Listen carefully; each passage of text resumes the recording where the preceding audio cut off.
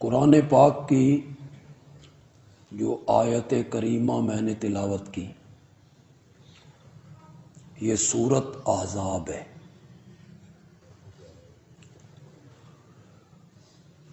اور اس میں کچھ احکام مومنوں کے لیے، کچھ احکام ازواج مطہرات کے لیے،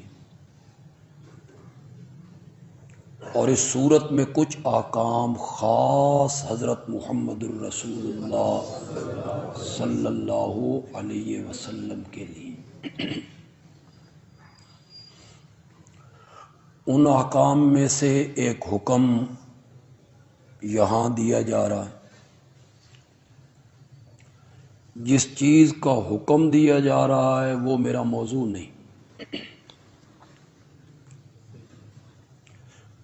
میرا موضوع تو اس میں سے دو لفظ ہیں۔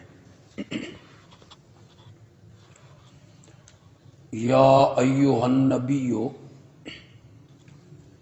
اے میرے نبی، قل لازواجک، آپ اپنی بیویوں سے کہیں، وبناتک، اور آپ اپنی بیٹیوں سے کہیں، ونساء المومنین،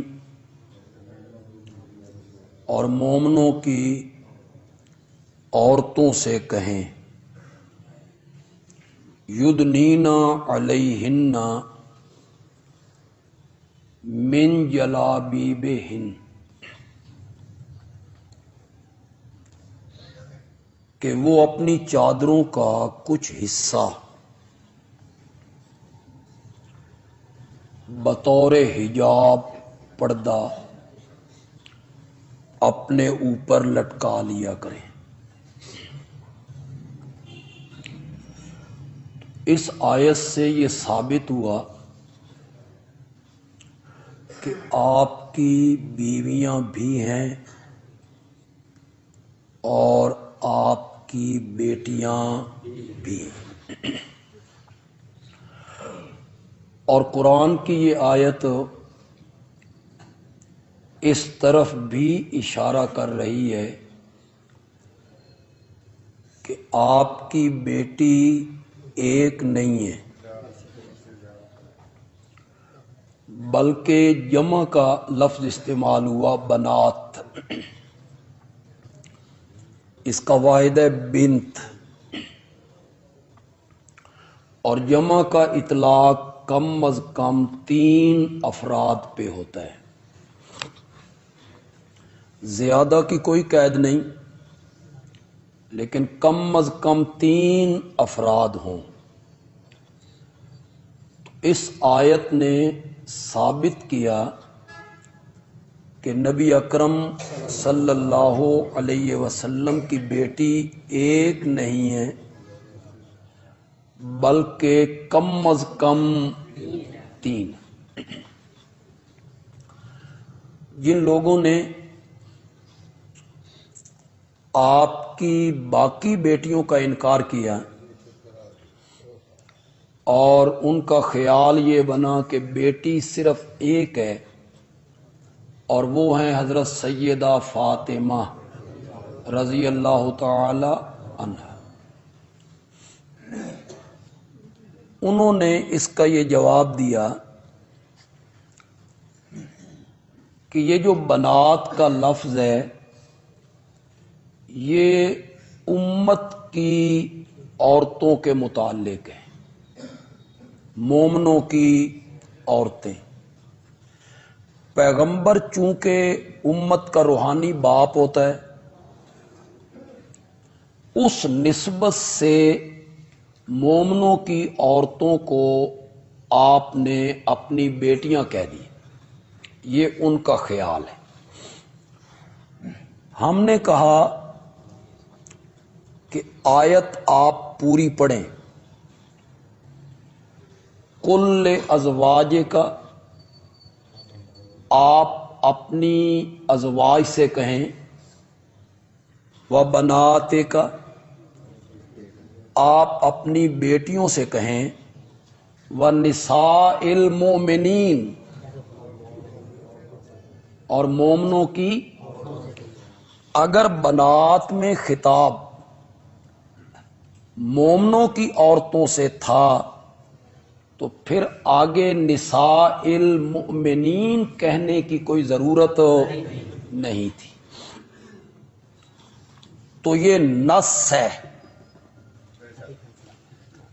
یہ آیت اس بات پر نص ہے کہ میرے آقا کی بیٹی ایک نہیں تھی، بلکہ کم از کم وہ کتنی تھیں؟ 3 تھی۔ اور آپ فریقین کی کتابیں دیکھیں، فریقین کی کتابوں نے 4 بیٹیوں کا ذکر کیا ہے، ہم اہل سنت کی کتابوں نے بھی اور اہل تشیع کی کتابوں نے بھی۔ ہمارے ہاں حدیث میں سب سے معتبر کتاب ہے بخاری، ان کے ہاں جو سیاہ اربع ہے اس میں سب سے حدیث کی معتبر کتاب ہے الکافی، اور اتنی معتبر ہے کہ محمد ابن یعقوب کلینی جنہوں نے یہ کتاب لکھی، وہ ان افراد میں شامل ہیں جن کی ملاقات غار میں 12ویں امام سے ہوتی رہتی تھی۔ بڑا معتبر آدمی ہے، اتنا قریبی آدمی ہے کہ جس غار میں 12ویں امام موجود ہیں ان کی وہاں ملاقات ہوتی تھی محمد ابن یعقوب کلینی کی، جنہوں نے الکافی لکھی۔ انہوں نے جب یہ کتاب مرتب کی تو مرتب کر کے 12ویں امام کو پیش کی۔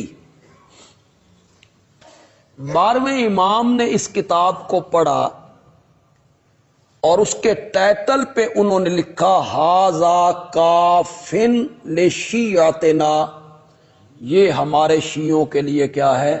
کافی۔ اس وجہ سے اس کا نام کیا پڑ گیا؟ الکافی۔ یہ اپنے ذہن میں رکھیں، ہو سکتا ہے بڑے بڑے علماء بھی آپ کو یہ نہ بتا سکیں۔ اس کا نام الکافی اس لیے پڑا کہ 12ویں امام نے اسے سند دی ھذا کافن لشیعتنا، معتبر کتاب ہوئی نا، جس پر 12ویں امام نے مہر تصدیق ثبت کی۔ اس اصول کافی میں یہ روایت موجود ہے۔ میرے آقا نے فرمایا اللہ نے میری زوجہ محترمہ حضرت ختیجہ سے مجھے 4 بیٹیاں اور 2 بیٹے عطا کیے۔ بعثت سے پہلے، اعلان نبوت سے پہلے قاسم، زینب، رقیہ، ام کلثوم، عبداللہ پیدا ہوئے، اور بعثت کے بعد پیدائش ہوئی سیدہ فاطمہ رضی اللہ تعالی عنہا کی۔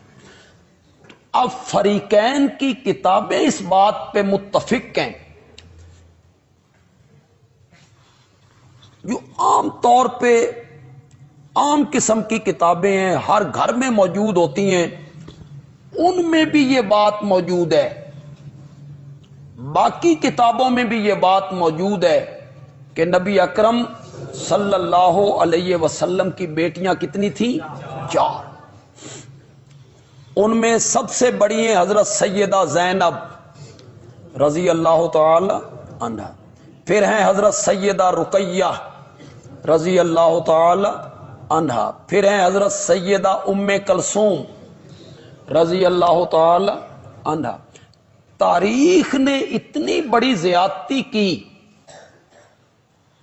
اور بعد کے علماء نے اس بات کو سوچا بھی نہیں. ورنہ آپ بتائیے جن لوگوں نے سب سے پہلے میرے نبی کا کلمہ پڑھا تھا ان میں حضرت سیدنا علی رضی اللہ تعالی عنہ کی عمر ہے 6 سال یا 8 سال. 6 سال کے وہ بچے ہیں یا ان کی عمر 8 سال ہے, انہوں نے کلمہ پڑھا, ان کا تذکرہ ملتا ہے. آپ کا کیا خیال ہے کہ میرے آقا کی بڑی بیٹی زینب نے پہلے دن کلمہ نہیں پڑھا ہوگا؟ انہوں نے اپنی والدہ کے ساتھ ایمان قبول نہیں کیا ہوگا؟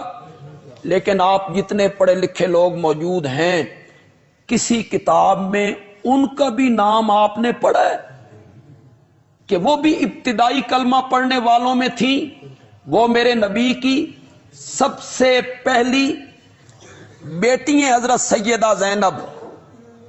انہوں نے اپنی والدہ کے ساتھ ایمان قبول کیا ابتدا ہی میں, اور پھر میرے نبی کے لیے انہوں نے مار بھی کھائی.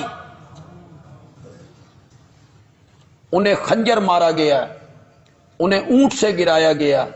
انہی زخموں کی تاب نہ لا کر انہوں نے جام شہادت نوش کیا. وہ میرے نبی کی سب سے بڑی بیٹی ہے جس کے بارے میں میرے نبی نے فرمایا ہیا افضل و بناتی, میری ساری بیٹیوں میں سے جو افضل بیٹی ہے وہ کون ہے؟ زینب ہے.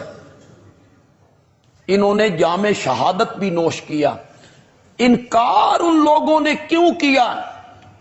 یہ کیوں کہا کہ وہ آپ کی صلبی اور حقیقی بیٹیاں نہیں تھیں بلکہ حضرت سیدہ خدیجہ کی پچھلے خامن سے تھیں؟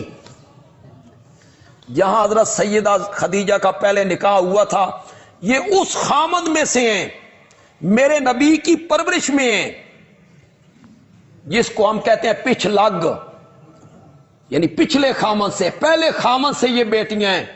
انکار کیوں کیا؟ انکار اس لیے کیا کہ اگر یہ نبی پاک کی بیٹیاں ہم مان لیں تو پھر یہ بھی ماننا پڑے گا کہ ان کی شادیاں اور نکاح کس کے ساتھ ہوئے تھے. یہ پھر ماننا پڑے گا. لوگ پوچھیں گے نبی پاک کی یہ حقیقی بیٹیاں ہیں, یہ کس کے نکاح میں دی تھیں آپ نے, ان کی شادیاں کہاں ہوئی تھی؟ تو ہمیں جواب دینا مشکل ہو جائے گا. لہذا مدعا مکاؤ اور انکار کر دو کہ یہ آپ کی بیٹیاں نہیں تھیں, یہ پچھ لگ تھیں, حضرت سیدہ خدیجہ کے پچھلے خامن سے تھیں. میں نے کہا پچھلے خامن سے بھی ہوں, میرے نبی نے ان کی پرورش کی ہو. سوال تو پھر بھی وہی کھڑا ہے کہ میرے نبی نے ان بیٹیوں کی جو آپ کی پرورش میں تھی, کفالت میں تھی, میرے نبی نے ان کی شادیاں کس کے ساتھ کی تھی؟ سوال تو پھر بھی موجود ہے. آپ نے کیوں شادیاں کی غلط بندوں سے؟ آپ نے کیوں ان بیٹیوں کو بیاہ منافقین کے ساتھ؟ زبان سے کہہ دینا کہ وہ لوگ منافق تھے, اوپر اوپر سے وہ کلمہ پڑھتے تھے, تمہیں آج پتہ چلا ہے کہ وہ منافق تھے؟ میرے نبی نے جب اپنی بیٹی اس کے نکاح میں دی اور پھر ایک بیٹی کے انتقال کے بعد میرے نبی نے کہا عثمان یہ جبریل کھڑے ہیں, یہ مجھے رب کا پیغام دے رہے ہیں کہ میں دوسری بیٹی بھی تیرے نکاح میں دوں. ایک نہیں, بولو تو صحیح یار, 2.